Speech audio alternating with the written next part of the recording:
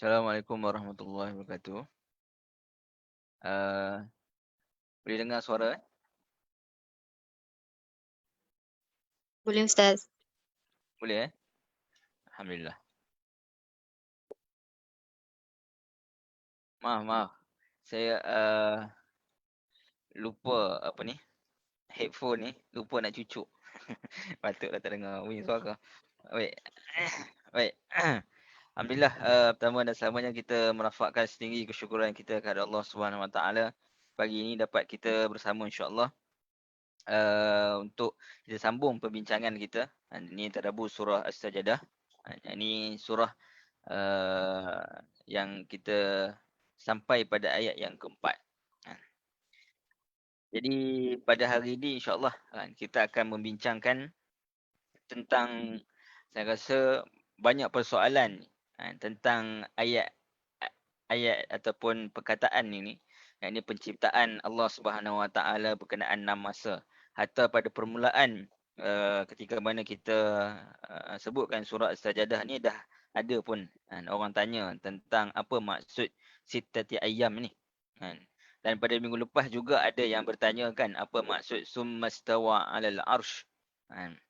Jadi insya-Allah pada hari ini kita akan bincangkan kedua-dua perkataan ini insya-Allah. Dan bagaimana kita nak memahami ayat-ayat ini bersampingan dengan ayat-ayat yang lain. Yang mana saya sebutkan bahawa ayat sittati ayyam ini, yakni Allah Subhanahu Wa Taala mencipta langit dan bumi pada 6 masa ini, dia ada banyak di dalam Al-Quran. Ada 7 ataupun 8 ayat yang mana Allah Subhanahu Wa Taala sebut dalam Al-Quran. Dan kita akan sebutkan juga berkaitan dengan summastawa 'alal arsh dari sudut bagaimana kita nak memahami ayat-ayat sifat. Ayat-ayat sifat yang mana saya bawakan kaedah yang ini para ulama yang mana mereka ada perbezaan cara mereka memahami ayat sifat, yang mana kedua-dua cara ini ada asas ataupun ada dalilnya. Maka insya-Allah kita akan bincangkan pada hari ini. Jadi kita sebutkan bahawa dalam ayat yang keempat ini, setelah Allah Subhanahu Wa Taala menyebutkan pada ayat yang kedua dan pada ayat yang ketiga, pada ayat yang kedua dan ayat yang ketiga, ya ini Allah Subhanahu Wa Taala menyebutkan tentang ayat yang kedua, diturunkan Al-Quran, tanzil, yakni tanzilul kitab la raiba fi. Ini Al-Quran itu diturunkan tidak ada keraguan, min rabbil alamin, daripada Allah Subhanahu Wa Taala. Kemudian pada ayat yang ketiga, Allah Subhanahu Wa Taala menafikan adanya pendustaan terhadap ayat Al-Quran. Maknanya bukanlah Nabi SAW yang menciptakan ayat-ayat Al-Quran, tetapi Allah Subhanahu Wa Taala lah yang menyampaikan. Dan peranan ayat Al-Quran itu diturunkan untuk memberikan peringatan kepada mereka yang mahu mengambil peringatan daripada ayat-ayat Al-Quran. Maka datang ayat yang keempat ini adalah dari sudut ketika mana setelah Allah Subhanahu Wa Taala menyebutkan keabsahan risalah, risalah yang benar itu datang daripada Allah Subhanahu Wa Taala, dan tujuannya itu adalah untuk memberikan peringatan, dan peringatan yang pertama untuk disampaikan kepada manusia, ini khususnya pada masyarakat ketika itu, umumnya kepada manusia keseluruhannya, adalah peringatan berkaitan dengan tauhid. Ya, ini kalau kita mempelajari ilmu akidah, ada perkataan ulama menyebutkan awwaluddin ma'rifatullah. Yang ini perkara pertama dalam agama ini adalah kita mengenal Allah Subhanahu Wa Taala. Maka perkara pertama juga yang disebutkan untuk diberikan ataupun untuk disampaikan peringatan kepada masyarakat ketika itu, khususnya dan umumnya kepada manusia keseluruhannya, adalah berkaitan dengan tauhid. kadang-kadang kita merasakan tauhid ni macam benda yang mudah je. Maksudnya benda yang dah tahu dah, benda yang kita biasa. Tetapi dari sudut pengetahuan mungkin ya. Tapi dalam Al-Quran sentiasa Allah Subhanahu Wa Taala mengulang-ulangkan.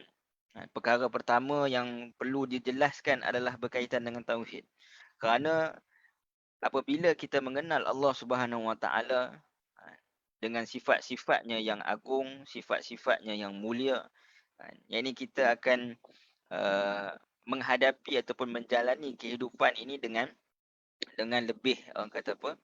Dengan lebih merasai kewujudan Allah Subhanahu Wa Taala dalam setiap apa yang berlaku dalam kehidupan kita.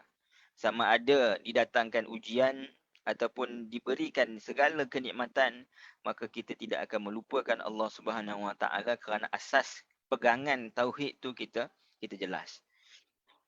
Jadi Allah Subhanahu Wa Taala memerintahkan dalam ayat yang keempat ini, tugasan dakwah yang pertama itu adalah mentauhidkan Allah Subhanahu Wa Taala. Hal ini disebabkan yang pertama sudah tentulah beriman kepada Allah Subhanahu Wa Taala itu menjadi tonggak kepada keimanan rukun-rukun yang lain. Yang kedua, kerana orang-orang yang ingkar terhadap tauhid ni sebagaimana yang saya sebutkan pada minggu yang lalu, bahawa mereka ini tidak mengingkari Allah Subhanahu Wa Taala ini sebagai Tuhan. Tetapi apa yang mereka mengingkari adalah tauhid, iaitu keesaan Allah Subhanahu Wa Taala. Ini dalam surah Luqman, Allah Subhanahu Wa Taala sebut wala in sa'altahum man khalaqas samawati wal ardh la yaqulunna Allah. Jadi jika ditanyakan kepada mereka siapakah yang menciptakan langit dan bumi, sudah tentu mereka menyebutkan Allah. Tetapi Allah yang mereka fahami bukanlah seperti mana Allah yang Allah kehendaki. Sebab itu adanya surah Al-Ikhlas, qul huwallahu ahad.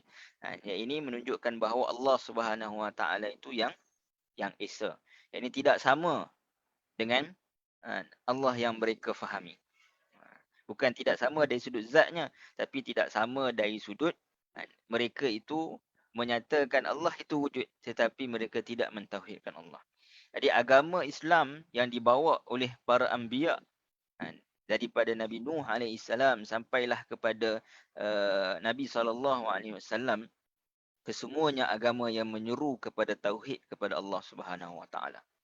Jadi sebab itu dia menjadi asas kepada tugasan dakwah para rasul dan tugasan dakwah kita juga. Ini menanamkan benih tauhid dalam diri kita dan dalam diri anak-anak kita.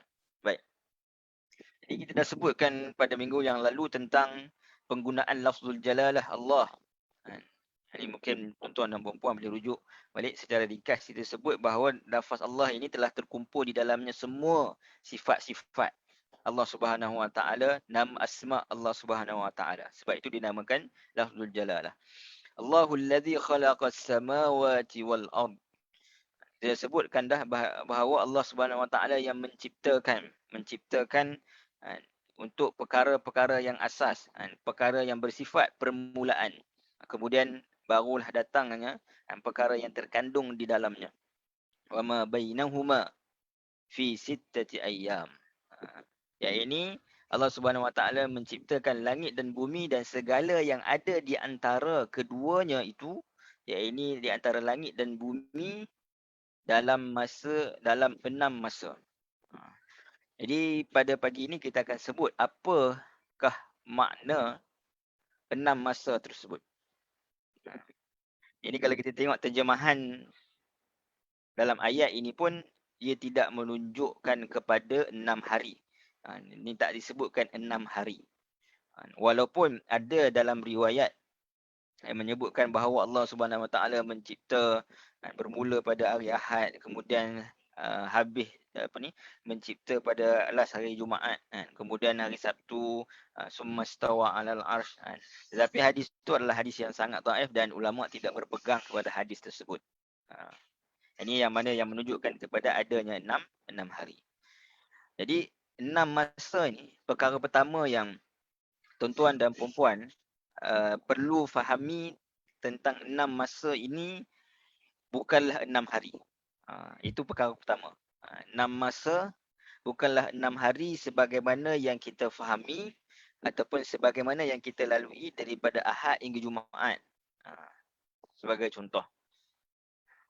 Kerana kalau kita nak sebutkan 6 masa itu adalah 6 hari yang diketahui oleh manusia, maka hari-hari yang dilalui oleh manusia itu dia berkait dengan alam. Ini dia berkait dengan apa yang berada di langit dan apa yang berada di bumi. Ini pergerakan matahari, pergerakan bulan, pergerakan bumi. Bumi yang mengelilingi matahari, bulan yang mengelilingi bumi. Maka bila adanya pergerakan ini barulah terjadinya keadaan siang dan juga malam yang kita sebutkan sebagai hari. Jadi mustahillah Allah Subhanahu Wa Taala menciptakan sesuatu perkara ya ini ataupun 6 hari itu ataupun 6 masa itu yang merujuk 6 hari, sedangkan Allah kata Allahul ladzi khalaqas samawati wal ard, Allah mencipta langit dan bumi itu dalam 6 masa. Maknanya penciptaan itu baru berlaku. Jadi bagaimana kita nak menisbahkan 6 hari itu 6 masa itu kepada 6 hari, sedangkan pada waktu itulah baru terciptanya matahari, baru terciptanya bumi dan juga bulan, yang mana masing-masing berada di atas orbit masing-masing. So dalam ayat yang keempat ini Allah Subhanahu Wa Taala menceritakan bahawa ianya baru diciptakan. Maka mustahillah 6 masa itu merujuk kepada 6 hari. Itu perkara pertama.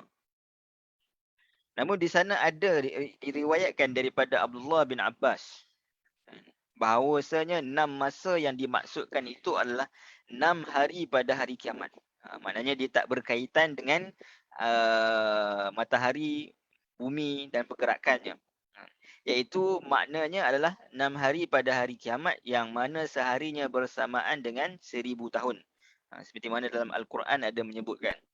Satu hari bersamaan dengan 1000 tahun. Makna kata alam ini diciptakan dalam masa 6000 tahun. Namun pendapat ini juga tidak kuat. Satu disebabkan riwayat ini dia tidaklah begitu jelas bahawa dia punya sanadnya itu. Kerana tuan-tuan dan puan-puan, yakni dalam bab tafsir, kita tahu bahawa Abdullah bin Abbas ini adalah seorang yang mana faqih dalam tafsir dan juga dalam ilmu yang lain, tapi terutamanya tafsir ini. Sebab Nabi SAW berdoakan kepada beliau, Allahumma faqihhu fid din wa 'allimhu ta'wil. Antara makna ta'wil itu adalah ilmu tentang Al-Quran dan juga tafsiran-tafsirannya. Jadi Abdullah bin Abbas ini memang terkenal dari sudut kemahiran dan juga keilmuan beliau dalam tafsiran ayat Al-Quran. Cuma kadang-kadang ada beberapa riwayat dalam bab-bab tentang Al-Quran ataupun ulum Al-Quran ini didatangkan riwayat-riwayat ataupun pendapat-pendapat Ibn Abbas ataupun yang dinisbahkan kepada Ibn Abbas, tetapi dia tidak mempunyai sanad yang kuat daripada mana datangnya riwayat tersebut. Bahkan ada para ulama yang mana mengkaji ada beberapa riwayat yang mana didustakan ke atas Ibn Abbas. Ini bukan kata-kata Ibn Abbas pun, tetapi dikatakan bahawa ia diriwayatkan daripada Ibn Abbas. Jadi dalam riwayat yang ini tidak jelas siapakah yang meriwayatkan daripada Ibn Abbas. Jadi ia membawa kepada dari sudut ilmu hadisnya, dia membawa kepada perawi-perawi yang majhul, yang tidak dikenali siapanya. Jadi dia menjadikan hadis itu sebagai hadis yang dhaif. Baik, yang kedua adalah pendapat ataupun riwayat Ibn Abbas ini tidak kuat kerana kata para ulama tafsir, Ibn Ashur, Imam Ar-Razi dan sebagainya, Mereka mengatakan ayat ini Allah Subhanahu Wa Taala sebut secara takrif, secara kata nama khas. Ini fi sittati ayyam. Ini pada 6 masa. So bila disebutkan takrif, macam saya selalu sebutkan, beza antara takrif ataupun kata nama khas dengan kata nama umum, kata nama am, yakni nakirah dengan ma'rifah. Jadi bila disebutkan ma'rifah, kata nama khas, maka ia merujukkan kepada sesuatu yang khas, satu yang khusus, satu yang jelas maknanya. Jadi kalau 6 masa itu nak diibaratkan 6 hari kiamat, jadi sepatutnya Allah Subhanahu Wa Taala menyatakan 6 hari itu adalah 6 masa itu adalah 6 hari yang bersamaan hari kiamat. Kerana perkataan 6 masa fi sittati ayyam itu ada banyak dalam Al-Quran. Tapi kita tengok dalam ayat-ayat 6 masa ini, tidak satu pun yang menjelaskan bahawa ia membawa maksud 6 masa itu adalah 6 hari yang bersamaan, satu hari bersamaan 1000 tahun di hari kiamat. So makna pendapat ini juga adalah pendapat yang tidak kuat. Baik, itu yang kedua. Yang seterusnya, yang ini kita juga perlu memahami bahawa Allah Subhanahu Wa Taala menciptakan langit dan bumi ini dalam 6 masa, bukan bermakna Allah Subhanahu Wa Taala tidak mampu menciptakan secara sekelip mata ataupun yang lebih mudah dan lebih cepat daripada itu. Bahkan penciptaan dalam 6 masa ini bukan bermakna nak menciptakan itu sukar bagi Allah Subhanahu Wa Taala. Sebab tu dia perlu ambil masa yang lama. Dan kalau kita kan diberikan satu tanggungjawab untuk melakukan sesuatu, jadi kita ada kekangan, ada kesukaran untuk kita melakukan ataupun membereskan kerja kita tu, menyebabkan mungkin kita ambil masa yang lama. Itu manusia. Tapi tidak Allah Subhanahu Wa Taala. Kerana Allah Subhanahu Wa Taala sebut dalam Al-Quran bahawa Allah Subhanahu Wa Taala mampu mencipta sesuatu lebih cepat daripada lamhil basar. Yani lebih cepat daripada sekelip mata. Dan dalam surah Yasin Allah Subhanahu Wa Taala menyebutkan kun fayakun. Kalau Allah Subhanahu Wa Taala berkehendak akan menciptakan sesuatu, maka Allah Subhanahu Wa Taala hanya menyebutkan kun, maka terjadilah penciptaan itu. Maka nak sebutkan 6 masa ini bukan bermakna bukan bermakna penat, bukan bermakna ada kesukaran, bukan bermakna lughub, wa ma massana min lughub. Yani dalam surah Qaf Allah Subhanahu Wa Taala sebutkan ayat ini, khalaqana samawati wal ard fi sittati ayyam wa ma massana min lughub.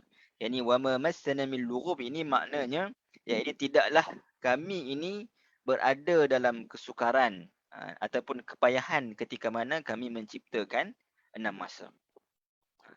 Maknanya 6 masa ni bukan bermakna payah sangat nak ciptakan. Walaupun memang lebih sukar menciptakan langit dan bumi daripada penciptaan manusia, tetapi kesukarannya itu bukanlah pada Allah Subhanahu Wa Taala.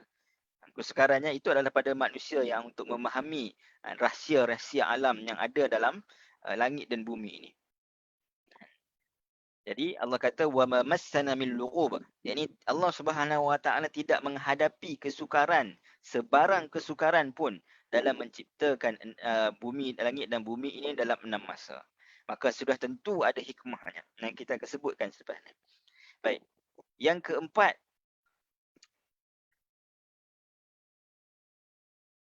kita juga perlu memahami bahawasanya penciptaan Allah Subhanahu Wa Taala akan langit dan bumi dan apa yang berada di antara keduanya dalam 6 masa ni tidak perlukan alasan.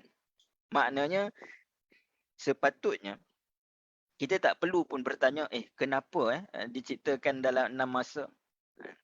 Kerana dalam Al-Quran Allah Subhanahu Wa Taala sebut fa'alul lima yurid. Allah Subhanahu Wa Taala ini boleh melakukan apa sahaja yang Allah Subhanahu Wa Taala kehendaki tanpa perlu pun memberikan alasan kenapa nak buat. Jadi kita manusia bila kita nak melakukan sesuatu, adanya pilihan untuk kita melakukan sesuatu, maka kita kena ada alasan. Kita ada alasan kita kenapa kita buat benda ni. Kenapa kita tak buat benda ni. Kita ada alasan kita. Tetapi penciptaan Allah Subhanahu Wa Taala, apa yang Allah Subhanahu Wa Taala jadikan tidak perlukan alasan. Kerana kita ini sebagaimana yang saya sebutkan minggu lepas, iaitu kita ini berada di dalam mumkinat. Iaitu penciptaan kita ini adalah satu penciptaan yang mungkin, bukan penciptaan yang wajib. Maknanya wajib kita ada. Yang ini mungkin. Maknanya kita mungkin ada ataupun mungkin tidak ada. Maka itu adalah berdasarkan kehendak Allah, iradah Allah Subhanahu Wa Taala. Jadi Allah kehendakkan kita ada, maka kita diciptakan. Tapi kalau Allah Subhanahu Wa Taala tidak mengkehendakkan kita, maka kita tak diciptakan. Maka penciptaan Allah Subhanahu Wa Taala terhadap sesuatu itu tidak memerlukan alasan. Ini dari sudut asalnya. Kerana dia berhak berbuat apa sahaja. Fa'alul lima yurid. Namun apa yang kita nak ketahui dan kita nak fahami, sudah tentulah sunnatullah, penciptaan Allah Subhanahu Wa Taala itu tidak sia-sia. Bukan bermakna penciptaan langit dan bumi dalam 6 masa walaupun tidak memerlukan alasan, bukan bermakna saja-sajalah Allah cipta suka hatilah, tak.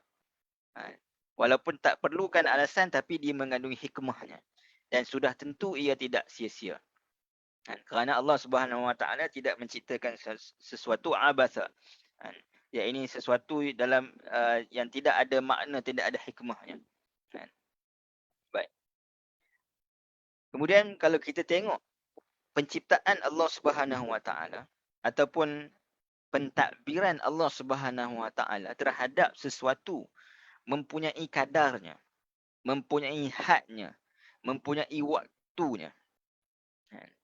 Sebagai contoh, Allah Subhanahu Wa Taala mampu untuk mengganjari pahala bagi mereka yang taat secara terus. Maknanya orang yang buat ketaatan, maka Allah ganjari pahala terus.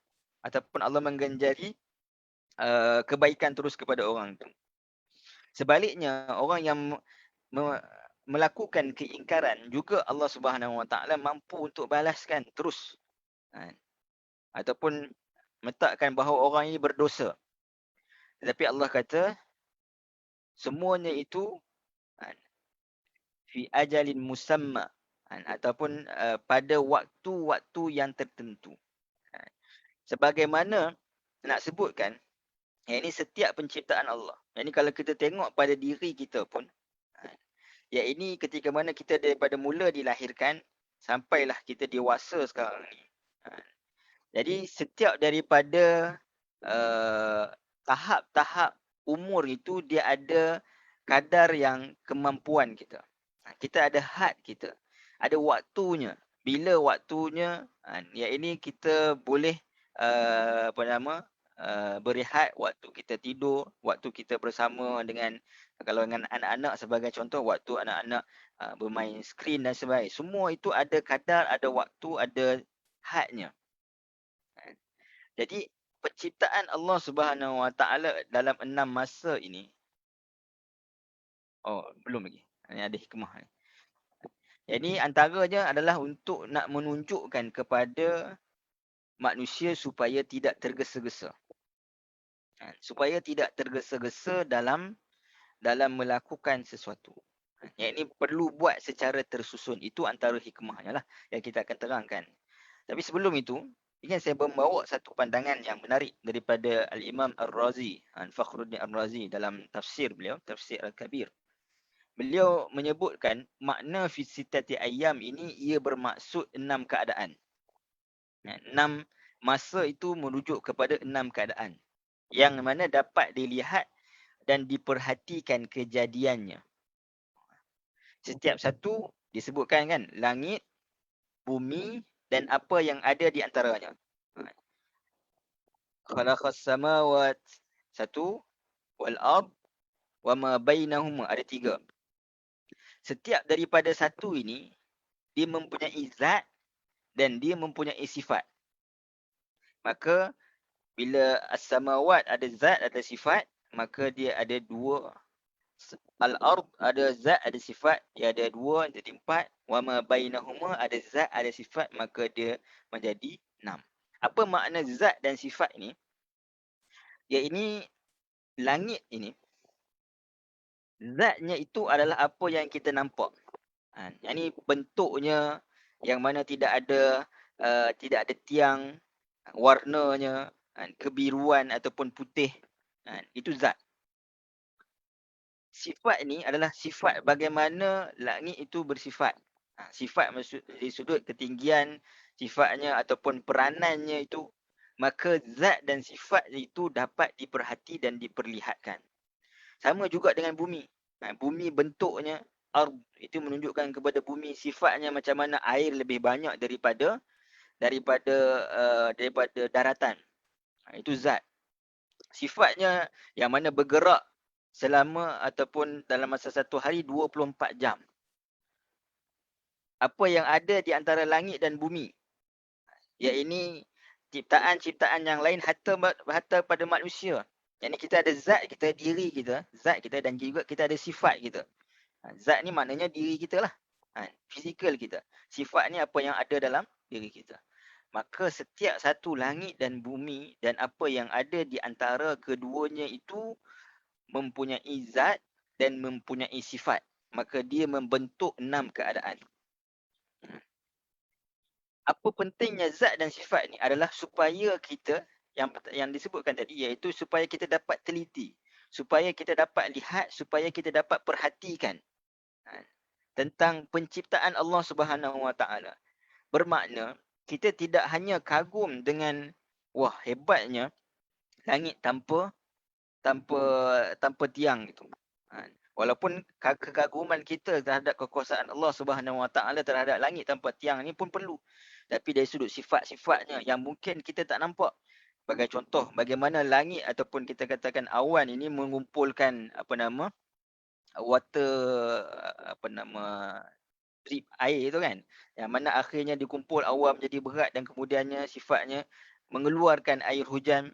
Maka semua itu perlukan kepada perhatian dan kepada tadabbur, yang ini melihat kepada setiap apa yang ada di langit, penciptaan perkara tersebut dan sifat bagi perkara tersebut perlu menjadi perhatian kepada kita. Kata pada diri kita. Sebab itu selalu Allah Subhanahu Wa Taala membawakan ayat-ayat tentang penciptaan manusia. Kerana pada manusia ini ada zat, ada diri kita, bagaimana Allah menciptakan jari kita, mata, tangan, telinga kita dan sebagainya, zat. Dan juga Allah Subhanahu Wa Taala menciptakan pada diri kita sifat. Yang mana sifat juga kita perlu tengok. Yang mana Allah Subhanahu Wa Taala sebut dalam Al-Quran bagaimana sifat manusia. Jadi 6 masa itu menunjukkan kepada 6 keadaan. Okay. Persoalannya, kenapa dalam ayat ini Allah Subhanahu Wa Taala sebut keadaan, Allah Subhanahu Wa Taala sebutkan masa? Kalau kita katakan 6 masa itu merujukkan kepada 6 keadaan, kenapa Allah Subhanahu Wa Taala sebut fi sittati ayyam? Kenapa ayyam? Baik. Disebutkan 6 masa kerana penciptaan adalah satu bentuk perbuatan. Ini perbuatan Allah Subhanahu Wa Taala menciptakan sesuatu. Af'al Allah Subhanahu Wa Taala. Dan perbuatan itu menuntut masa kepada manusia untuk diperhatikan.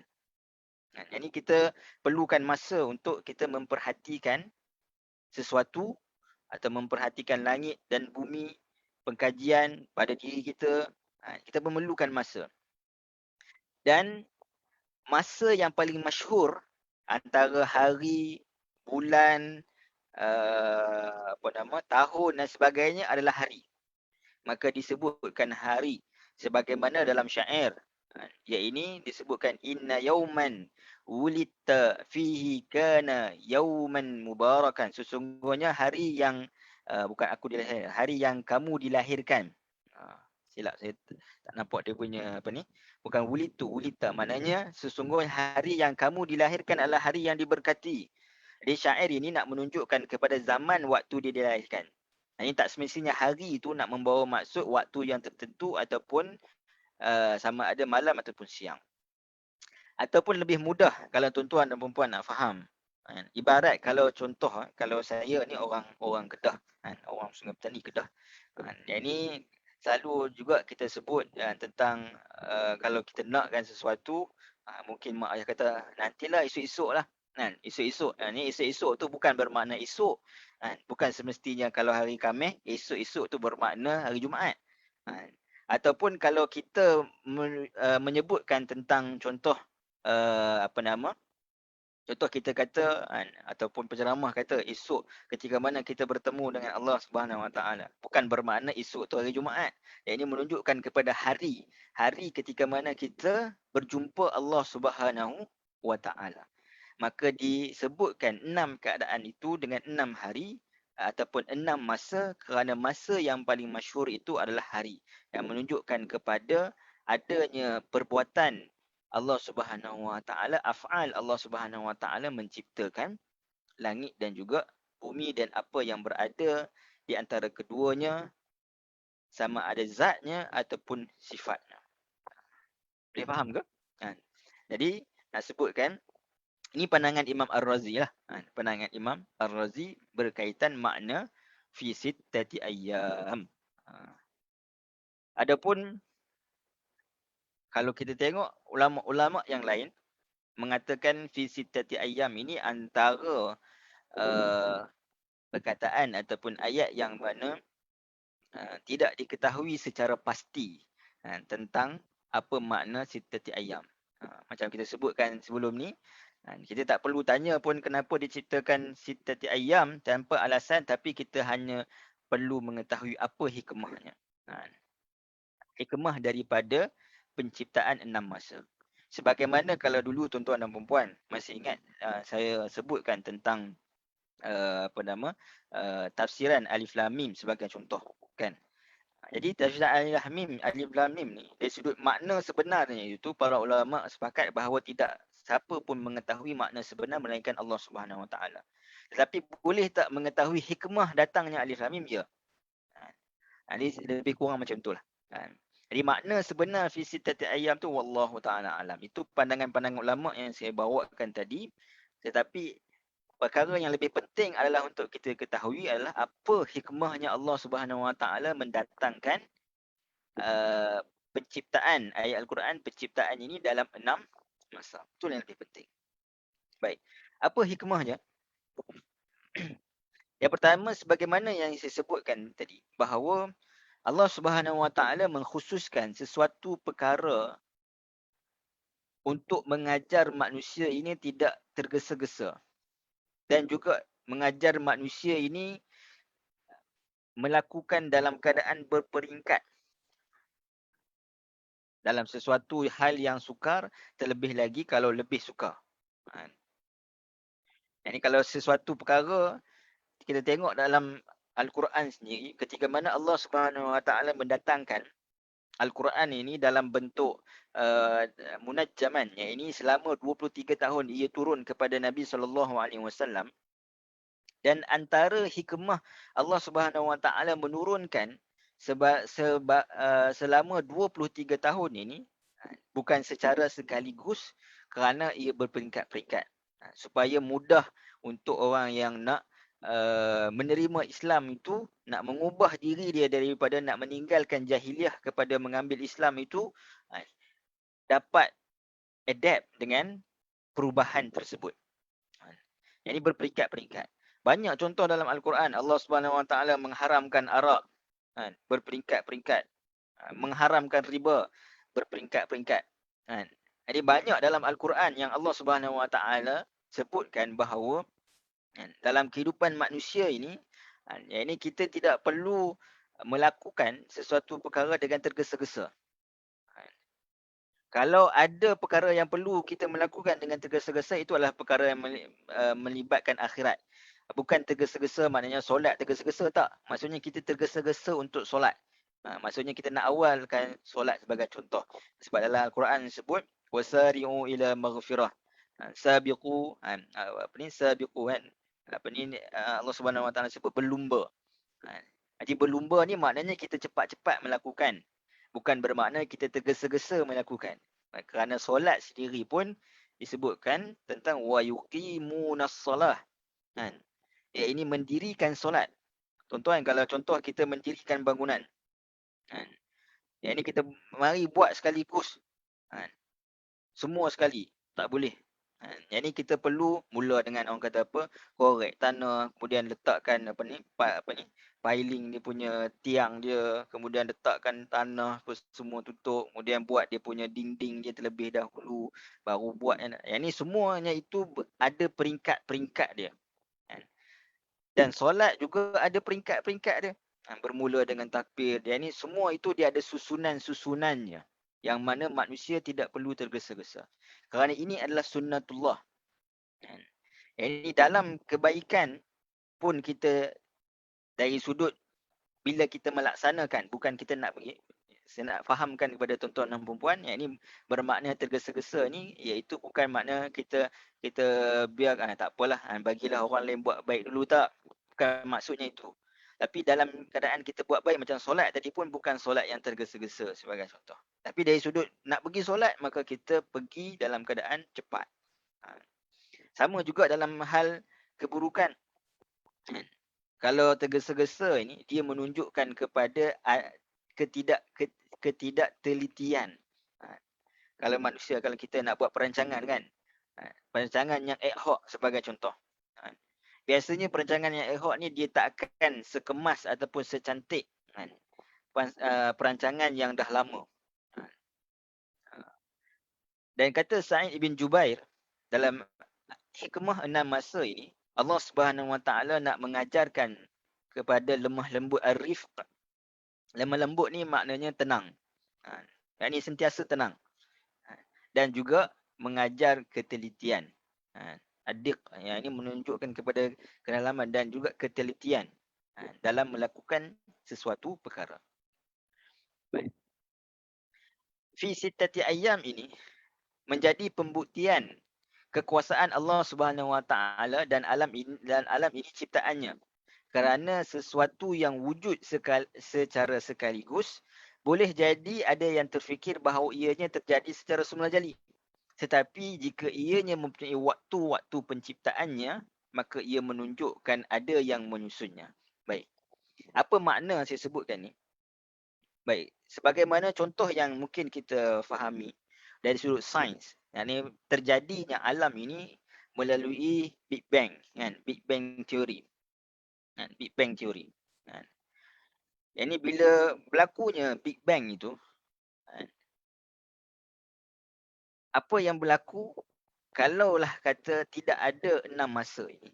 Seolah bila berlakunya duf'atun wahidah. Ini wujud secara sekaligus itu, maka alam ini, sebab itu ada orang kata, atheist kata tidak ada Tuhan. Sebab apa? Sebab selepas berlakunya Big Bang itu, maka alam ni terbentuk secara semuanya jadi. Walaupun itu pun kita boleh kritik sebenarnya. Kerana kalau kita tengok dalam dunia ini, tidak ada pun satu letupan yang berlaku selepas daripada letupan itu jadi sesuatu benda yang lebih baik. Dan very orang kata apa, sempurna. Tidak ada. Itu pun kita boleh kritik.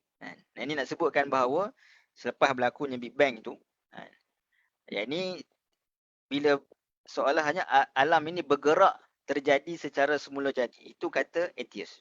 Itu pun kita boleh kritik dengan kata tidak ada sebarang letupan yang berlaku di dunia ini selepas daripada letupan itu dia terbentuk sesuatu dan sesuatu itu jadi begitu cantik.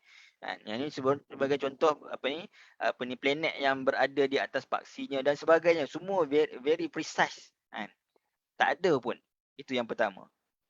Dan bagaimana kita menolak bahawa Big Bang ni ketika mana ia terjadi, ia bukan secara semula jadi, tapi ada yang menyusunnya kerana ia penyusunan ataupun kejadian langit dan bumi itu Allah Subhanahu Wa Taala sendiri sebut terjadi dalam satu tempoh masa.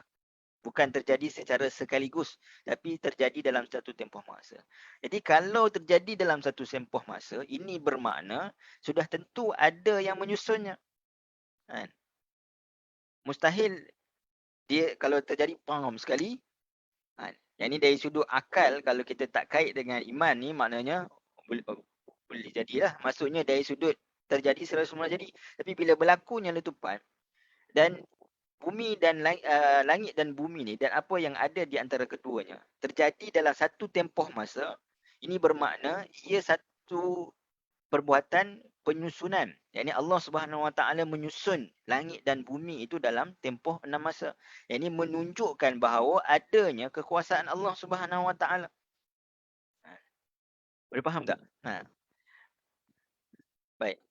Allah Subhanahu Wa Taala dengan segala sifat yang terkumpul padanya, yang kita sebut lafzul jalalah tu, dengan segala sifat yang terkumpul padanya, telah memberikan kemudahan. Ini hikmah 6 masa ni, memberikan kemudahan, menyampaikan kepada manusia kebaikan, mengangkat kepada manusia segala kesukaran yang manusia tidak mampu.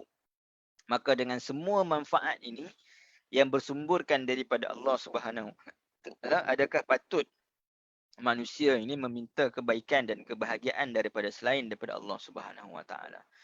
Maknanya dengan hikmah Allah Subhanahu Wa Taala menjadikan setiap sesuatu itu ada sebabnya. Allah menyampaikan kepada manusia segala kemudahan dan menyampaikan segala kebaikan, mengangkat segala kesukaran, maka adakah patut manusia ini mencari selain daripada Allah Subhanahu Wa Taala untuk memohon ataupun meminta kebaikan dan kebahagiaan? Dan ia menunjukkan kepada keesaan Allah Subhanahu Wa Taala juga kerana Allah yang sama yang menciptakan langit dan bumi pada 6 masa yang saya sebutkan pada minggu yang lalu, iaitu kepercayaan ataupun apa yang berada dalam Taurat dan Injil. Yang ini daripada kalangan orang Yahudi dan Nasrani ini, mereka mengetahui bahawa dalam Taurat dan Injil itu ada yang menyebutkan tentang penciptaan Allah pada 6 masa. Menunjukkan Allah yang dalam Taurat dan Injil itu sama dengan Allah yang ada dalam Al-Quran. Yang maksudnya Taurat dan Injil yang benar lah. Yang benar, yang bukan diselewengkan. Yang ini adalah Allah yang sama. Dan Allah dalam Al-Quran, Allah Subhanahu Wa Taala sebut Isa. Maka sepatutnya mereka bukan hanya menerima Allah Subhanahu Wa Taala sebagai pencipta, tetapi mereka menerima keesaan Allah Subhanahu Wa Taala. Tapi apa yang berlaku, mereka kata apa yang saya sebut minggu lepas, mereka rasa mana kami tak pernah dengar ma sami'na fi millatil akhirah, kami tak pernah dengar pun daripada agama-agama terdahulu yang menceritakan tentang keesaan Allah. Sedangkan sepatutnya mereka memperakui bukan sekadar Allah menciptakan, tetapi Allah Subhanahu Wa Taala itu adalah Isa. Dan hikmah juga pada 6 masa ini, iaitu nak mengajar erti kesabaran. Fasbir ala ma yaqulun, dalam melakukan sesuatu. Yang ini tidak tergesa-gesa, berperingkat dan juga sabar. Yang ini kalau kita tengok Allah Subhanahu Wa Taala sebut dalam surah Qaf. Dalam surah Qaf ayat 36 sampai ayat 39. Ayat 38-nya ada Allah Subhanahu Wa Taala sebutkan tentang fi sittati ayyam. Jadi kalau kita tengok ayat ini, Allah Subhanahu Wa Taala menyebutkan wa kam ahlakna qablahum min qarnin hum ashaddu minhum batsha fanaqabu fil bilad hal min mahis. Yang ini dan beberapa banyak kaum, yang ini daripada ayat 36 Allah kata berapa banyak kaum yang ingkar yang terdahulu daripada orang-orang musyrik Mekah itu kami telah binasakan. Maknanya Allah nak bagi peringatan kepada orang musyrik Mekah, kamu rasa kamu hebat, sedangkan ada orang yang lebih hebat daripada kamu, orang yang terdahulu yang telah kami musnahkan. Maka lebih mudah untuk Allah musnahkan kamu. Kaum-kaum itu lebih kekuatannya, kehandalannya daripada mereka. Mereka menunjukkan musyrikin Mekah. Lalu kaum-kaum itu juga keluar mencari perlindungan di merata-rata negeri. Yang menunjukkan bahawa mereka tidak dapat menyelamatkan diri mereka. Walaupun mereka itu lebih kuat daripada orang musyrikin Mekah. Maka Allah nak katakan inna fi dzalika la dzikra liman kana lahu qalbun aw alqa as-sam'a wa huwa syahid. Sesungguhnya keterangan-keterangannya dan peristiwa-peristiwa yang tersebut itu tidak syak lagi mengandungi pengajaran bagi sesiapa yang mempunyai hati atau yang menggunakan pendengarannya dengan bersungguh-sungguh, dengan menumpukan hati dan fikiran kepadanya. Baik, itu nak bagikan peringatan bahawa kepada orang musyrikin, jangan kamu rasa kamu ni hebat dengan apa yang kamu ada, sedangkan orang yang sebelum kamu lebih hebat daripada kamu, tapi Allah Subhanahu Wa Taala binasakan. Maka menariknya Allah Subhanahu Wa Taala sebut kemudiannya di tengah-tengah sebelum Allah kata kepada Nabi sabar, Allah menyebutkan walaqad khalaqanas samawati wal ard wama bainahuma fi sittati ayyamin wama massana min lughub. Tadi ayat tadi yang saya sebutkan wama massana min lughub. Jadi kenapa Allah datangkan ayat ini? Dan demi sesungguhnya kami telah menciptakan langit dan bumi serta segala yang ada di antara keduanya dalam 6 masa. Maka kami tidak mengalami sebarang susah payah. Kenapa? Kerana nak sebutkan kalaulah orang yang mana dihancurkan ataupun dibinasakan itu lebih kuat daripada orang musyrik, Allah mampu untuk menghapuskan mereka. Yang lebih besar daripada tu, sebelum terjadinya mereka, Allah Subhanahu Wa Taala dah ciptakan langit dan bumi yang mana itu lebih sukar daripada nak menghapuskan. Yang ini nak mewujudkan sesuatu yang tidak ada kepada ada, itu lebih sukar daripada nak membinasakan sesuatu. Kalau contoh kita istana pasir lah contoh kan, anak-anak kita. Katanya kita nak bina istana pasir tu, ambil masa yang lama. Tapi kalau nak hancurkan, air datang sekali hancur dah. Jadi nak sebutkan, Allah nak katakan penciptaan langit dan bumi itu lebih sukar berbanding sekadar Allah nak membinasakan mereka. Tak ada susah payah pun. Dan Allah kata penciptaan langit dan bumi itu pun tak susah payah bagi Allah Subhanahu Wa Taala. Maka sangat mudahlah bagi Allah Subhanahu Wa Taala nak membinasakan mereka. Cuma Allah kata fi sittati ayyam. Kenapa? Ada nak sebutkan azab bagi orang musyrik ini Allah Subhanahu Wa Taala dah tentukan pada waktunya.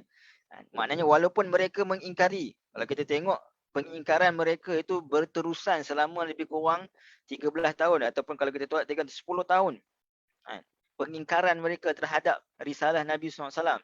Tapi Allah Subhanahu Wa Taala tangguhkan ataupun Allah Subhanahu Wa Taala tetapkan bilakah kebinasaan kepada mereka itu berlaku, iaitulah pada permulaannya pada peperangan Badar dan terakhirnya pada pembukaan Kota Mekah. Jadi nak sebutkan menunjukkan bahawa ayat ini nak menunjuk fi sitati ayat hikmahnya itu yang saya sebutkan tadi, nak menunjukkan bahawa setiap sesuatu itu Allah Subhanahu Wa Taala menjadikan dengan kadarnya, dengan waktunya, pada hadnya, ada tempohnya. Dan kemudian Allah kata kepada Nabi SAW, fasbir ala ma yaqulun. Allah kata kepada Nabi, sabarlah dengan apa yang mereka katakan. Dan nak menunjukkan kepada kita sabar dengan apa yang mereka katakan. Sebab apa? Sebab Nabi kena tahan ni. Berapa tahun? 10 tahun, 11 tahun. Sebelum terjadinya peperangan Badar. 12 tahun nak kena tahan. Cacian, makian, tuduhan dan sebagainya. Sabar. Allah menciptakan langit dan juga bumi ini pun ada waktunya, ada tempohnya. Mereka akan diminasa pun ada tempohnya, ada waktunya. Sabar. Maka nak menunjukkan kepada kita hikmah penciptaan fi sittati ayyam ini mengajar kepada kita untuk sentiasa bersabar. Jadi tak tergesa-gesa, buat sesuatu dengan tenang, dengan penuh ketelitian dan juga sabar. Dan insya-Allah dengan kesabaran itu kita akan dapat melakukan sesuatu perkara itu dengan baik. Jadi hikmah Allah Subhanahu Wa Taala, sunnatullah Allah nak mengajar manusia. Adapun kalau dari sudut kemampuan dan kekuasaan Allah kita tak nafikan. Dan tak ada yang ragu bahawa Allah Subhanahu Wa Taala mampu untuk menciptakan langit dan bumi ini dalam sekelip mata sahaja. Baik. Jadi itu makna fi sittati ayyam. 10:55 dah. Jadi sebelum saya lanjutkan kepada summastawa 'alal 'arsy, mungkin kalau ada soalan dulu, mungkin ada yang tak jelas ataupun ada persoalan, saya tengok sekejap. Kalau ada dalam ruangan chat tak ada.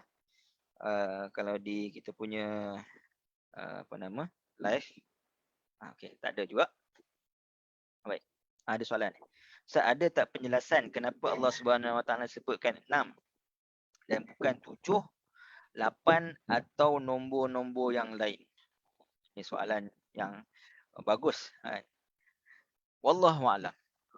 Sekadar pembacaan saya tak jumpa kenapa apa penjelasan Allah Subhanahu Wa Taala sebutkan 6 bukan 7 ataupun 8. Sebab selalunya dalam riwayat pun mengatakan bahawa Allah suka innallaha yuhibbul witr. Allah Subhanahu Wa Taala suka nombor yang ganjil. kan, berbanding yang genap. Tapi wallahu alam. Ini saya pun tak dapat apa penjelasan dari sudut nak jelaskan kenapa disebutkan 6 tak sebutkan 7 ataupun 8. Tapi kalau kita nak sebutkan kenapa sebutkan 6, yang ni kita boleh ambil pandangan Imam Ar-Razi tadi. Yang ni kerana Allah Subhanahu Wa Taala sebutkan 3. Yang ni setiap daripada 3 itu dia ada zat, ada sifat, maka jadilah 6. Kita boleh ambil pandangan itulah. Kalau kita nak katakan. Wallahu alam. Kalau secara tepatnya saya tak menjumpai lah kenapa sebut 6 tak sebut 7 ataupun 8. Baik. Ada soalan ni? Okey. Baik. Kemudian Allah Subhanahu Wa Taala sebut summastawa 'alal 'arsy. Nanti kena faham juga tentang summa ini. Summa, apa makna summa? Baik. Summa ni dalam penggunaan bahasa Arab, dia merujukkan kepada litartib ma'at tarakhi. Maknanya dia menunjukkan kepada ada tahapan ataupun susunan tertib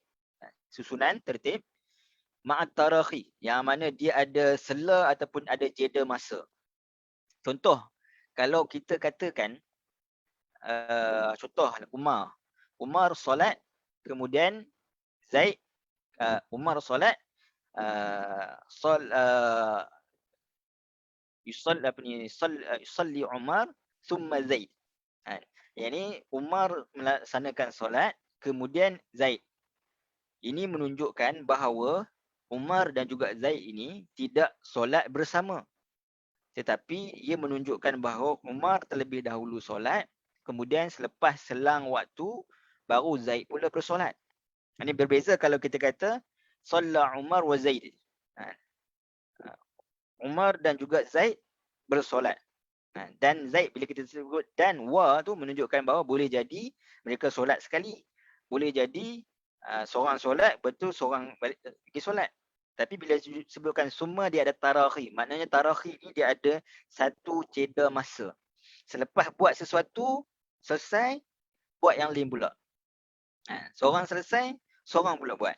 Kalau dalam bab solat ni lah. Itu makna summa, penggunaannya. Persoalannya, dalam ayat ini, adakah ia bermakna Allah Subhanahu Wa Taala menciptakan langit dan juga bumi, kemudian selepas selang masa Allah Subhanahu Wa Taala istawa 'alal 'arsy. Sebab Allah kata summa istawa 'alal 'arsy. Adakah perkataan summa pada ayat yang keempat surah As-Sajdah ini dia menggunakan kaedah bahasa Arab, iaitu summa litartib wa tarakhi ma tarakhi. Jadi pada ayat ini perkataan summa tidak digunakan seperti mana kegunaan biasa. Bukan litartib ma tarakhi. Kerana satunya Allah Subhanahu Wa Taala sebut dalam ayat yang lain dalam surah Hud, Allah kata wa kana 'arshuhu 'alal ma', iaitu memberikan gambaran bahawa arasy itu telah tercipta sebelum terciptanya langit dan bumi. Perkara pertama yang tercipta sebelum daripada langit dan bumi adalah arasy. Ini disebutkan dalam surah Hud ayat 7. Bagaimana pembuktian ayat ini? Wa kana. Perkataan kana itu menunjukkan kepada past tense. Ini seolah arasy Allah Subhanahu Wa Taala itu telah tercipta terlebih dahulu sebelum terciptanya langit dan bumi. Maka summa pada ayat ini tidak digunakan seperti biasa yang digunakan dalam bahasa Arab, iaitu litartib ma'at tarakhi. Dan perkataan summa ini juga dia tidak termasuk dalam penciptaan. Tetapi yang dimaksudkan adalah mengangkatnya lebih tinggi daripada langit. Okey, maknanya macam ni. Allah Subhanahu Wa Taala menciptakan langit dan bumi, tetapi arasy Allah Subhanahu Wa Taala telah pun tercipta.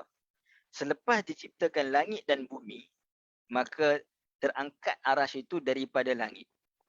daripada langit. Sebab kedudukan arasy Allah Subhanahu Wa Taala sebagaimana yang disebutkan dalam hadis-hadis yang sahih, bahawa ia berada selepas daripada 7 lapisan langit. Ini seolah-olah summa ni, kalau kita kefahaman dalam kita nak sebutkan ayat ini, seolah nak mengatakan selepas daripada penciptaan langit dan bumi dan apa yang ada di antara keduanya, kemudian summa, maka inilah apa yang lebih agung daripada semua itu, iaitu daripada langit, bumi dan apa yang ada di antara keduanya, iaitulah arasy. Dan arasy Allah Subhanahu Wa Taala ini lebih agung daripada kerusi. Kenapa pula main kerusi? Kerana kerusi ini sebut wasi'a kursiyyuhus samawati wal ard. Yang ini dalam ayat kerusi kan. Ini kerusi ini menunjukkan kepada ilmu Allah Subhanahu Wa Taala. Yang mana meliputi langit dan bumi, walhal arasy kedudukannya lebih tinggi. Maknanya arasy ini berada tinggi di luar daripada langit dan bumi. Jadi nak sebutkan apa? Secara mudahnya summa ini dia tidak menggunakan penggunaan, tak digunakan dalam ayat ini mengikut penggunaan biasanya. Tetapi digunakan menunjukkan kepada Allah Subhanahu Wa Taala mengangkat lebih tinggi daripada langit. Yang ini diciptakan dahulu arasy, kemudian bila diciptakan langit dan bumi, seolah arasy itu terangkat, yang ini berada di luar kawasan langit dan juga baik. Itu summa. Summa istawa. Jadi dia ada kaitan antara istawa dan summa ni supaya kita lebih faham. Kalau mungkin tuan-tuan mungkin tak berapa jelas lagi, ini boleh dengar apa yang saya sebutkan ini dan kemudian setelah buat kesimpulan, mungkin kalau ada yang tak jelas lagi boleh bertanya. Baik. Makna istawa.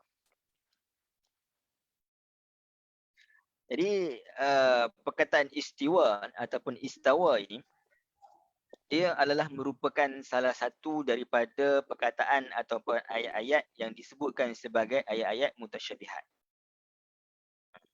Ayat-ayat mutasyabihat ni adalah ayat-ayat yang diperdebatkan oleh dalam kalangan para ulama sangat panjang lah. Dan benda itu telah pun diperdebatkan dahulu. Jadi kita ini tak perlu nak debat lagi tentang perkataan istiwa ni dan sebagainya.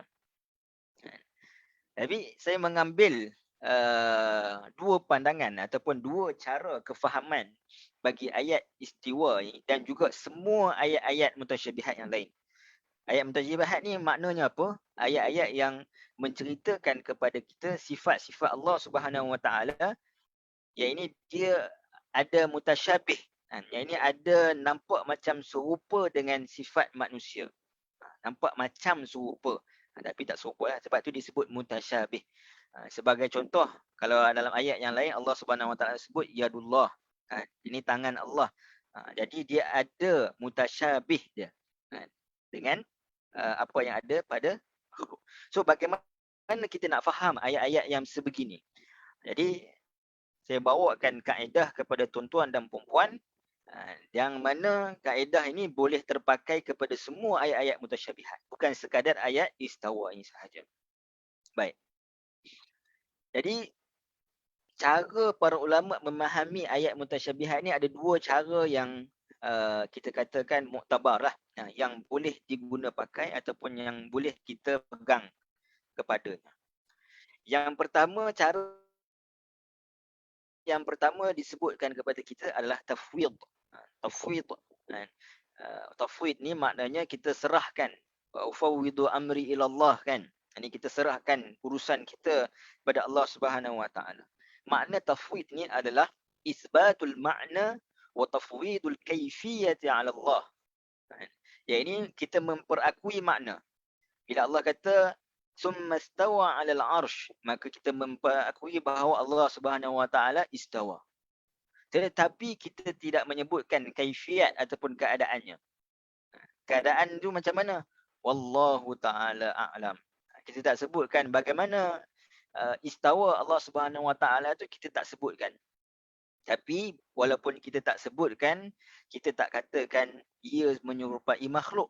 Kerana Allah Subhanahu Wa Taala sebut dalam Al-Quran, laisa kamislihi syai'. Yang mana Allah Subhanahu Wa Taala ni tak sama dengan sesuatu apapun. Cuma Sebab apa kita tak membagaimanakan kerana akal manusia ni mahdud, terhad. Yang kita tak dapat nak fikir macam mana ataupun apa zat Allah Subhanahu Wa Taala. Kerana dalam kaedah akidah dia ada satu kaedah, kullu ma khatara bi balika fallahu khilafu zalika. Jadi setiap apa yang tergambar pada fikiran kita, tak kita, cara kita fikir, maka zat Allah Subhanahu Wa Taala itu berbeza dengan cara apa yang kita fikir. So, kita isbatkan makna sebab apa kena wajib isbatkan makna? Kerana Allah Subhanahu Wa Taala sebut dalam Al-Quran. Allah kata summa stawa 'alal 'arsy, kita kata summa stawa 'alal 'arsy.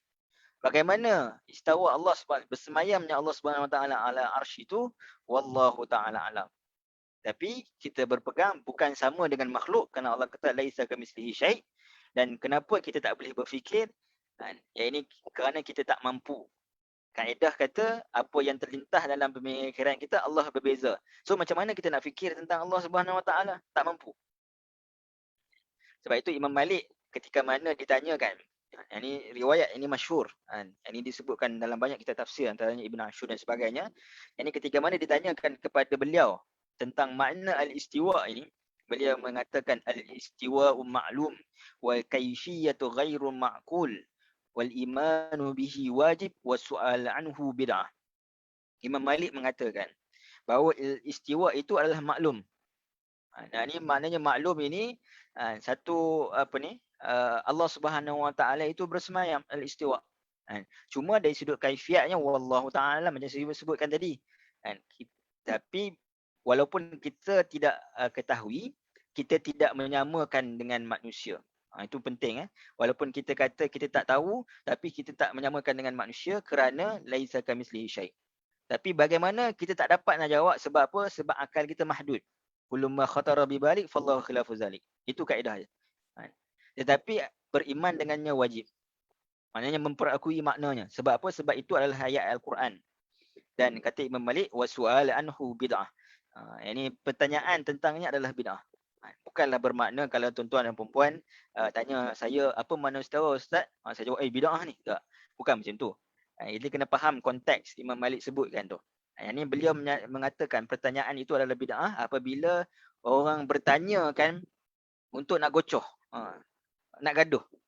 Orang nak tanya ini macam ni, ini macam ni. Ada orang yang mana kata nak yang pergi ke arah mentajsimkan, ini menjisimkan Allah. Ada yang pergi ke arah mentaktilkan, iaitu menafikan sifat-sifat Allah. Jadi mudah cerita, tak payah tanya. Ini satu pandangan. Saya belum sebut lagi pandangan kedua. Baik. Imam Ar-Razi. Imam Ar-Razi ni menariknya dia adalah seorang kalau dari sudut pegangan akidah dia tu daripada kalangan Asy'ariyah lah. Jadi pandangan ni kalau saya boleh sebutkan dia pandangan Ahlul Hadis ataupun kita sebut sebagai Hanabilah. Jadi dia menyebutkan bahawa usul akidah ni ada 3. Yang ni yang dipegang oleh golongan Asy'ariyah, iaitu ilahiyat, nubuwah dan juga sam'iyat. Yang ni di bawah ilahiyat ini dia ada 2 rukun, iaitu rukun beriman pada Allah Subhanahu Wa Taala dan beriman terhadap qada dan qadar. Semua berkaitan dengan sifat dan zat Allah Subhanahu Wa Taala, ilahiyat. Yang kedua nubuwah. Nubuwah ini di bawahnya ada beriman kepada para nabi dan juga kutub. Ini risalah. Dan sam'iyat ini adalah perkara yang ghaib yang lain, iaitu malaikat. Kerana kita mendengarnya itu daripada Al-Quran, kita tak pernah nampak malaikat. Dan juga berkaitan dengan hari kiamat, sesuatu yang akan datang, sam'iyat. Maknanya walaupun usul akidah ni 3 je, bukan bermakna kita tukar rukun iman yang 6 tu. Tapi dimudahkan dengan disebutkan usul akidah, iaitu ilahiyat, nubuwat dan sam'iyat. Yang di bawahnya pecahannya itu ada rukun-rukun 6. Lagi kata orang kata apa? Bukan akidah ni ada 6 ke? Betul, memang rukun akidah ada 6, tetapi disebutkan usul ini supaya kita memudahkan perbincangannya. Baik, dalam bab ilahiyat sebagai contoh, yang ini beriman kepada Allah Subhanahu Wa Taala dan juga keesaannya, sifat-sifat keagungan dan kemuliaan yang disifatkan oleh Allah Subhanahu Wa Taala, serta menjauhkan sifat-sifat kelemahan dan kekurangan secara umumnya adalah wajib. Maknanya Kita beriman pada Allah Subhanahu Wa Taala dan kita berpegang bahawa segala sifat-sifat yang mulia, segala sifat-sifat yang agung semuanya ada pada Allah Subhanahu Wa Taala. Segala sifat-sifat kelemahan, segala sifat-sifat kekurangan, semuanya tak ada pada Allah Subhanahu Wa Taala. Itu maknanya bila kita beriman pada Allah Subhanahu Wa Taala. Ini secara umum, mana secara umum. Sebab itu adalah bentuk tasbih. Kita sebut subhanallah kan. Subhanallah ini bermakna kita mengisbatkan segala kemuliaan, sifat kemuliaan dan keagungan itu pada Allah, dan kita menjauh tanzih, kita menjauhkan sifat-sifat kelemahan tu pada Allah Subhanahu Wa Taala. Ini secara umum dan itu adalah wajib. Tapi itu tidak bermakna kita perlu mengetahui semua sifatnya secara detail. Jadi kita mengisbatkan bahawa sifat yang agung, mulia semua milik Allah. Tapi tak bermakna kita perlu tahu semua sifat itu secara detail. Dan istiwa ini adalah salah satu daripada sifat Allah Subhanahu Wa Taala yang mana tidak menjadi kekurangan terhadap iman kita pun kalau kita tidak mengetahuinya secara detail. Ini kata Ar-Razi. Cuma kita perlu mengisbatkan bahawa Allah Subhanahu Wa Taala ada sifat itu. Sifat itu tak sama. Jadi itu adalah pandangan yang pertama, ulama yang pertama. Dan ulama menyebutkan pandangan ini ataupun pandangan yang pertama ini lebih aslam, iaitu lebih selamat. Ini bermakna kita jawab kita tak tahu, cuma kita tak kata ia sama dengan manusia. Kenapa kita tak tahu? Kerana akal kita ada hadnya. Dan apa yang kita terlintas pada akal, maka Allah berbeza. So macam mana kita nak sebutkan kaifiatnya? Maka itu pandangan yang pertama. Baik. Pandangan yang kedua, juga pandangan yang benar, iaitu adalah takwil. Jadi kita kena faham kenapa wujudnya pandangan pertama dan pandangan yang kedua. Nanti saya akan sebutkan dalil kedua-dua pandangan. Ada dalilnya. Itu yang pertama. Yang kedua, wujudnya pandangan-pandangan ini berdasarkan situasi semasa, keperluan semasa.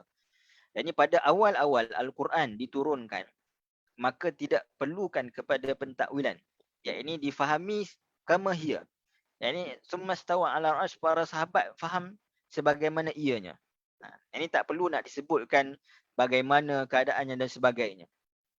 Tapi bila berlalunya zaman, waktu dan ketika, kita berhajat kepada pentakwilan. Macam tuan-tuan dan perempuan dan saya sendiri.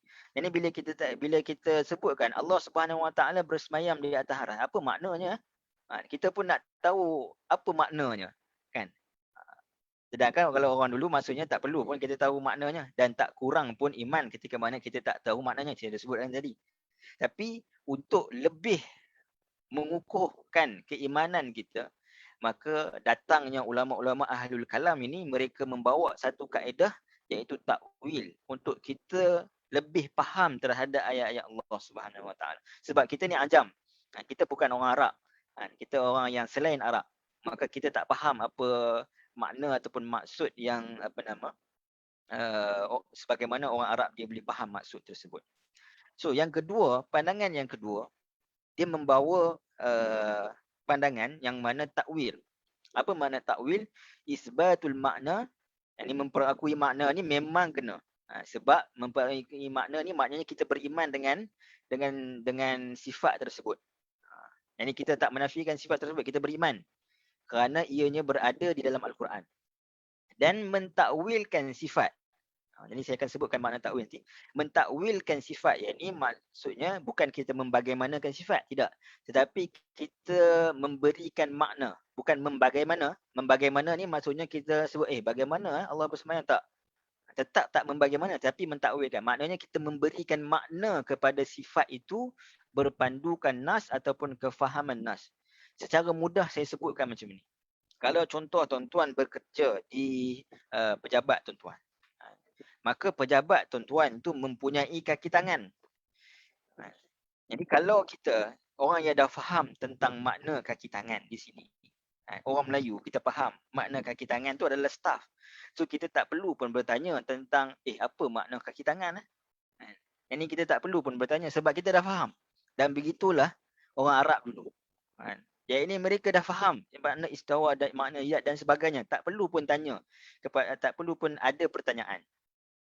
Tetapi kalau orang yang luar, bukan orang Melayu, yang mana dia tidak faham, aku kata peribahasa Melayu, ayat-ayat kiasan dan sebagainya. Yang ini dia faham kaki tangan tu sebagaimana kaki tangan kita kan. So kita kena perjelaskan kepada dia bahawa bukan makna kaki tangan pejabat tu bukan makna pejabat tu ada kaki ada tangan, tak. Makna kaki tangan pejabat tu maknanya adalah staff. Maknanya pekerja-pekerjanya. Maka kita kena explain pada dia. Dan begitulah terjadinya pada kita. Ayat Al-Quran tu ayat bahasa Arab. Dan orang Arab, bukan orang Arab sekarang. Orang Arab dulu, ini pada zaman sahabat dan tabi'in dulu, mereka tak memerlukan kepada maksud itu kerana mereka dah faham apa maksudnya. Tetapi sebabkan kita ini lemah, bukan orang Arab dan kita tidak memahami, maka kita perlukan kepada memberikan makna kepada kaki tangan tadi. Bukan kita membagaimanakan kaki dan tangan pejabat tu, tak. Tapi kita memberikan makna dia, iaitu maknanya adalah pekerja. Boleh faham ke kalau saya buat perumpamaan macam tu? Kalau ada persoalan boleh tanya. Baik. Jadi macam mana kita nak faham? Itu persoalan yang kedua adalah macam mana kita nak faham. Jadi perkara pertama yang kita nak kena faham adalah mustahil untuk memahami semua sifat-sifat ataupun ayat-ayat sifat mutasyabihat ini, yang ini mustahil difahami secara hakikatnya. Mustahil. Kerana kalau kita memahami secara hakikat, kita telah membawa kepada akidah tajsim. Ini akidah, ini kita menyamakan Allah dengan makhluk. Na'udzubillah. Ini tak boleh kita faham secara hakikat. Kenapa? Kalau contoh kita katakan istawa alal arsh ini, kita faham maknanya bersemayam lah. Ini menunjukkan bahawa adanya perbuatan yang baru dan kebergantungan. Seolah macam ayat ini nak mengatakan bahawa Allah Subhanahu Wa Taala bergantung kepada arasy untuk bersemayam. Kalau tak ada arasy maka akan terjatuh. Ibarat macam manusia duduk di atas kursi. Na'udzubillah. Maka tak boleh memahami secara hakikat. Yang kedua, ayat ini, jadi dengan ayat summa tadi, dengan perkataan summa stawa. Jadi menunjukkan bahawa adanya penciptaan, kemudian Allah Subhanahu Wa Taala bersemayam. Jadi kalau sebelum penciptaan, adakah Allah Subhanahu Wa Taala tak bersemayam? Sebab ayat ini mengatakan summa, kalau kita memahami secara hakikatnya. Maka Allah Subhanahu Wa Taala adakah tidak bersemayam sebelum daripada penciptaan langit dan bumi? Maka ianya batil. Kerana kalau selepas penciptaan baru bersemayam, ini menunjukkan kepada hudus, menunjukkan kepada tidak adanya ketetapan, yang mana bagi Allah Subhanahu tak ada permulaan, tak ada pengakhiran. Allah ni bukan hadis, bukan hudus, ini bukan yang baru. Allah qadim. Maka mustahil. Yang ini perbahasan ni mungkin agak rumit sikit. Ini perbahasan berkait dengan akidah. Yang ketiga, ketika ini maknanya ketika mana Allah SWT sebut summa stawa, maknanya waktu ini Allah Subhanahu Wa Taala bersemayam. Maknanya ia pergerakan yang baru. Sebelum ni Allah Subhanahu Wa Taala buat benda lain, bergerak dan sebagainya, kemudian barulah bersemayam, dan ia juga batil. Maknanya kalau kita nak faham secara hakikat ni maknanya faham secara zahirnya yang ada pada nas itu. Dan sebelum penciptaan tidak disebutkan Allah Subhanahu Wa Taala memerlukan arasy. Maknanya sebelum pada penciptaan, sebelum pada penciptaan kan, kalau dalam ayat ni, khalaqas samawati wal ard summa stawa 'alal arsh. Maknanya sebelum penciptaan adakah Allah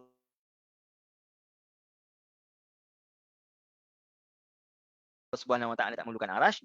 Jadi selepas, maka sepatutnya ia kekal seperti sebelumnya. Maknanya kekal Allah Subhanahu Wa Taala sebutkan summa stawa 'alal arsh. Cuma apa yang kita nak faham tentang istawa ni? Kalau kita katakan tak boleh faham secara hakikatnya ataupun secara makna zahirnya, jadi kita nak faham macam mana istawa ni. Jadi kita datangkan takwilan, yang ini memberikan makna. Tapi takwilan itu dia tidak boleh suka-suka sahaja. Ini dia mesti ikat dengan nas, ikat dengan konteks ayat. Contoh, kalau kita katakan takwilannya istawa 'alal 'arsy, ini menunjukkan kepada kudrat Allah Subhanahu Wa Taala. maka ia tidak tepat.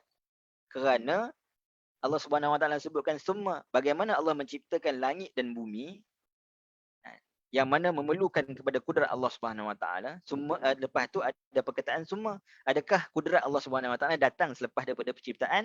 Maka tak tepat kita katakan ataupun kita memberikan makna takwilan kepada summa stawa ala al-arsh ini adalah kudrat Allah Subhanahu Wa Taala. Walaupun kudrat Allah, yang ni ada ulama mentakwilkan contoh yadullah, tangan Allah yang menunjukkan kepada kudrat Allah Subhanahu Wa Taala, itu lebih tepat. Tapi istawa ini bukan makna kudrat. Jadi takwilan yang dekat dengan nas adalah al-irtifa'. Ini mengangkat, dan juga al-isti'la, yakni meninggikan. Maknanya macam saya sebutkan tadi, ini semua ini Allah Subhanahu Wa Taala menciptakan arasy dan kemudian menciptakan langit dan bumi. Kemudian Allah Subhanahu Wa Taala mengangkat dan meninggikan arasy itu. Summa stawa 'alal arasy, ini maknanya Allah Subhanahu Wa Taala mengangkat dan meninggikan arasy itu, iaitu di bawahnya itulah langit dan bumi. Itulah yang mana takwilan yang paling dekat.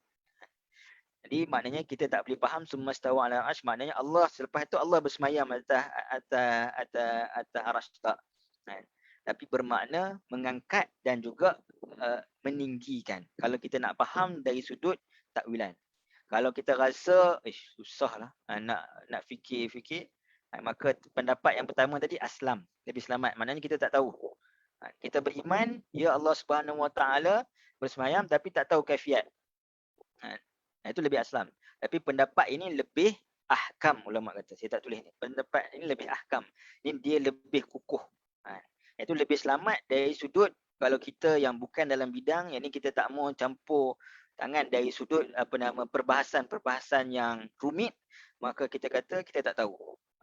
Tapi kalau kita dapat memahami dengan baik, maka itu lebih baik dan lebih kukuh dari sudut hujah. Dari sudut hujah. Ini disebut sebagai ahkam. Baik. Apa dalil kedua-dua pandangan ini daripada Al-Quran? Sebab Al-Quran sendiri menyebutkan wallazi anzala 'alaikal kitaba minhu ayatun muhkamatun hunna ummul kitab wa ukharu mutasyabihat.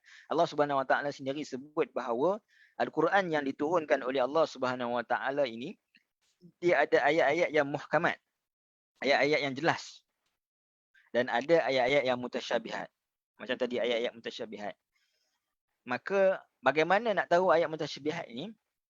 Yang Allah Subhanahu Wa Taala sebut wa ma ya'lamu ta'wilahu illallah. Ini pandangan pertama, mereka mengatakan pentakwilan ataupun makna tu tak diketahui melainkan Allah. Warasikhuna fil ilmi yaquluna amanna bih. Yani orang yang benar-benar mengetahui itu mereka kata kami beriman. Itu pandangan pertama. Maknanya dia berhenti dekat sini, memang ada berhenti di sini. Yang ni dia kata tak siapa pun tahu pentakwilan tu kecuali Allah. Tapi pandangan yang kedua berpendapat bahawa di sini Allah Subhanahu Wa Taala meletakkan waw ataf. Ini menunjukkan wa ma ya'lamu ta'wilahu illallah. Yakni tidak ada pun seorang yang mengetahui pentakwilan ayat-ayat mutasyabihat ini melainkan Allah. Dan juga warasikhuna fil ilm, dan juga orang-orang yang mana mendalam pengetahuannya terhadap ilmu. Maknanya boleh jadi orang yang ada ilmu ini dia mendatangkan takwilnya.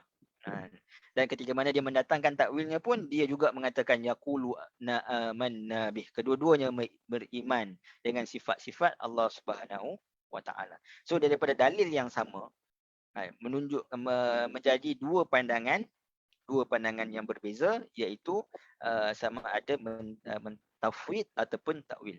Jadi kedua-duanya dia ada ruang yang ini untuk kita berpegang di antara di antara kedua-duanya. Cuma kalau kita berpegang pada yang kedua lebih kukuh dari sudut kefahaman dan hujah kita. Kalau yang pertama lebih mudah dan juga lebih selamat daripada kita terjebak kepada kita mentajsimkan ataupun kita menyifatkan Allah dengan makhluk ataupun kita menafikan sifat-sifat Allah Subhanahu Wa Taala. Jadi dia lebih selamat dan lebih mudah. Jadi kita boleh memilih. Baik. Ada persoalan dalam tak ada persoalan.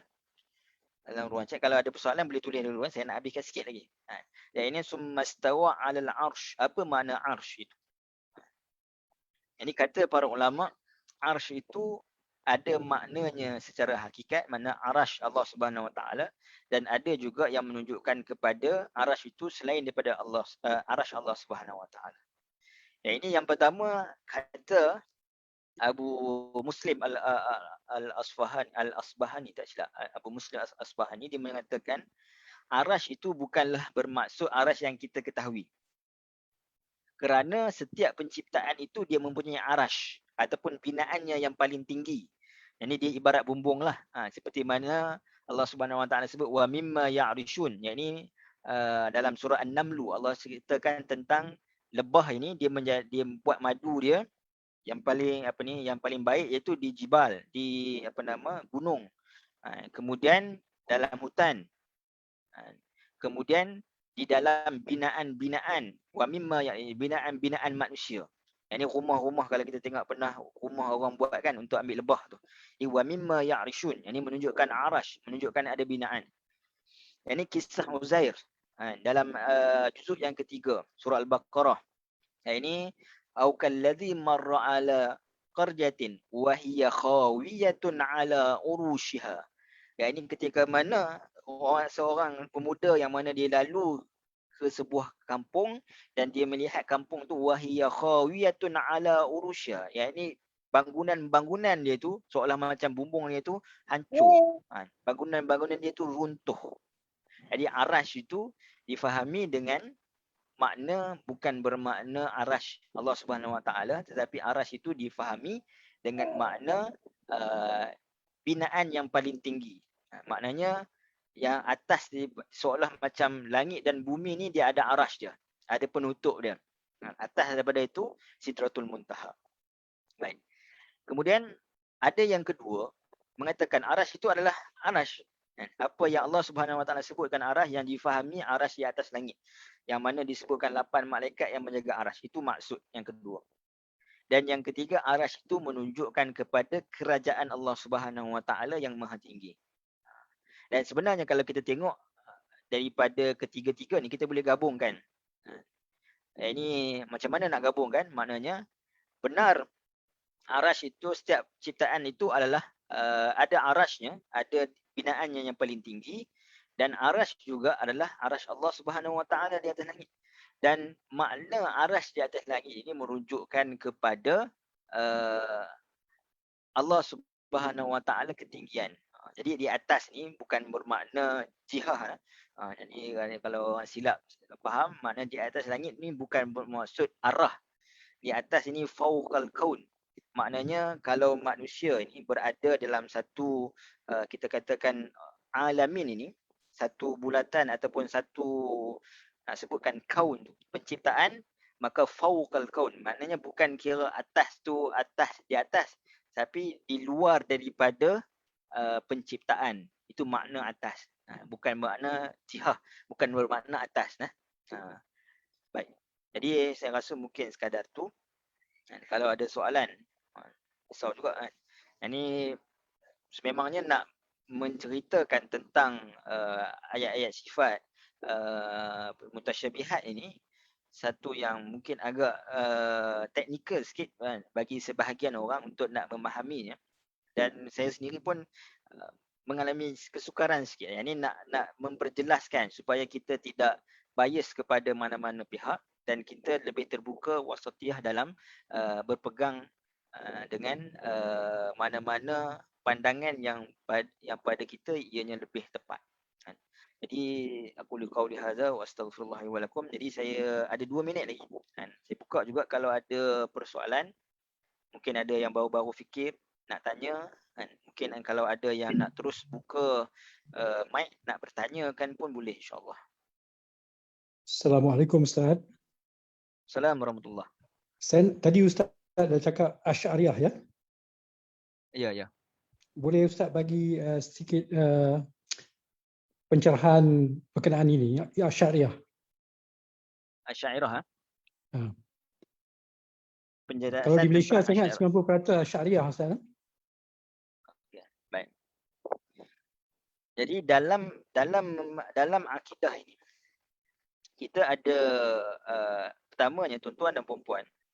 Tuan-tuan dan puan-puan kena bezakan di antara akidah dengan ilmu akidah.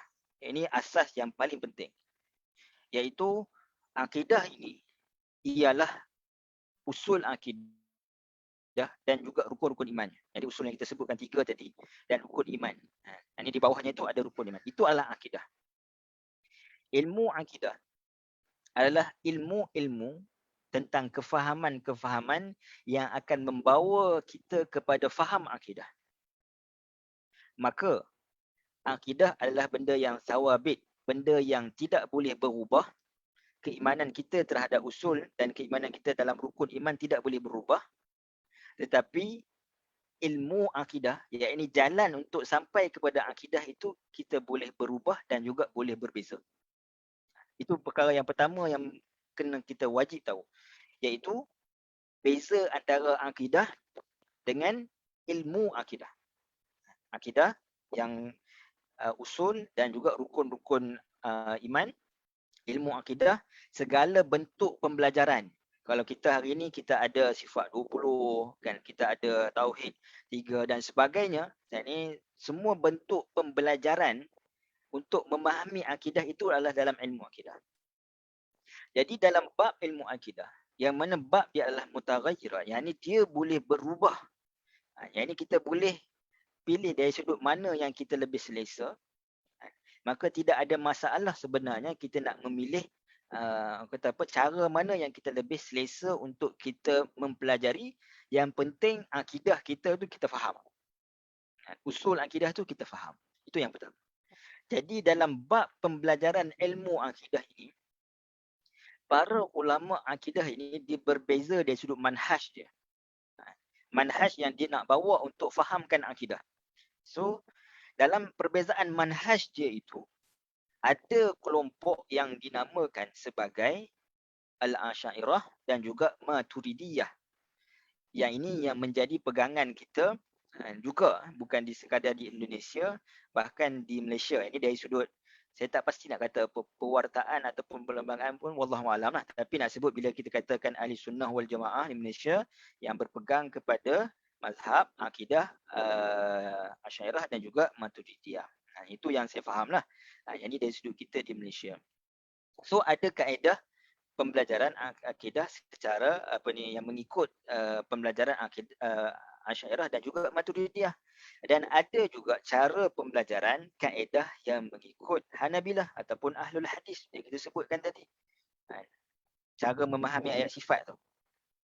Jadi selagi mana kedua-dua cara ini masih lagi berpegang kepada nas. Jadi saya sebutkan tadi, saya bawakan tadi, ini nas yang dipegang oleh kedua-dua pandangan dari sudut ayat sifat ini. Asy'ariyah kata warasikhuna fil ilmi, termasuk orang yang boleh tahu tentang takwil bila orang itu mendalam pemikirannya tentang tafsir. Ini dia boleh tahu. Manakala Hanabilah kata tak, kan, wa ma ya'lamu tahwilahu illallah, Allah berhenti di situ, makna kata yang tahu hanya Allah. Orang manusia macam mana pun dia tak tahu, yang pentingnya adalah dia beriman. Maka itu terdapat perbezaan pandangan dan cara ataupun manhaj kita ketika memahami ayat-ayat sifat. Yang mana kedua-duanya ada dalil, dan ketika mana kedua-duanya membentangkan dalil, tadi saya dah sebut kaedah 1 dan kaedah 2, dan kedua-dua kaedah itu tidak menyimpang daripada fahaman Ahli Sunnah wal Jamaah secara umumnya. Iaitu fahaman Ahli Sunnah wal Jamaah ni apa? Iaitu yang pertama mesti isbatkan ataupun mesti memperakui sifat Allah. Itu yang pertama. Kerana ada Mu'tazilah, mungkin tuan-tuan dan puan-puan pernah dengar perkataan Mu'tazilah, yang ini mereka yang mendahulukan akal dalam manhaj mereka berbanding dalil. Mereka menafikan sifat Allah, ta'til. Mereka menafikan adanya sifat mutasyabihat ni. Sebab mustahil bagi mereka ada sifat Allah yang sama dengan sifat makhluk. Jadi mereka menafikan.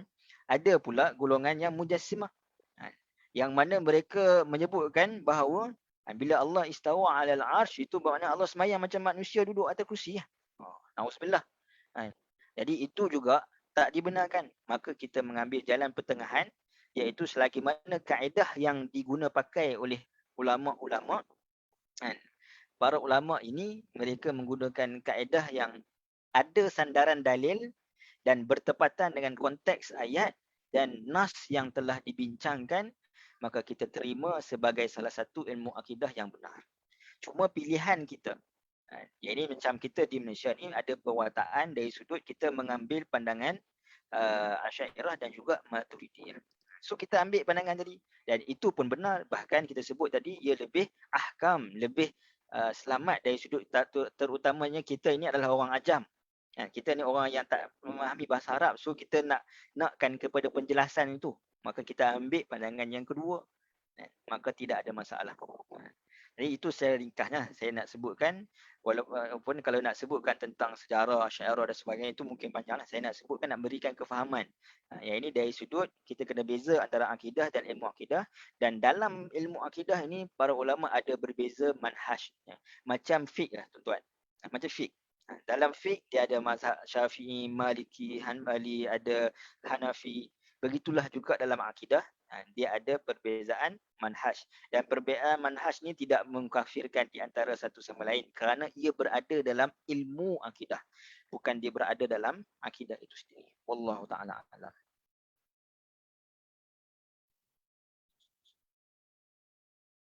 Ada soalan? Kita dah sampai 11.35 dah. Jadi saya mengharapkan dari tuan-tuan dan puan-puan dapat memahami perbincangan kita pada hari ini.